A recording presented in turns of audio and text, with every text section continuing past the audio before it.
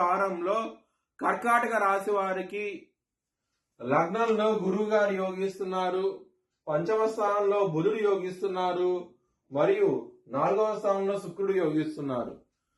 3 గ్రహాలు అనుకూలంగా ఉన్నాయి. కర్కాటక రాశి వారికి చాలా బాగుండబోతోంది ఈ వారం అనేది.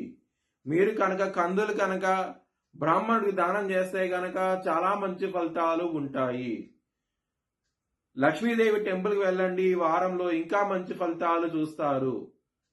బుధవారం రోజున శుక్రవారం రోజున ముఖ్యమైన పనులు స్టార్ట్ చేస్తే కనుక ఖచ్చితంగా విజయం సాధిస్తారు. చాలా చాలా ఆనందంగా ఉంటారు. సోమవారం రోజు ముఖ్యమైన పనులు స్టార్ట్ చేయకండి, స్టార్ట్ చేసిన వ్యతిరేక ఫలితాలు ఉంటాయి.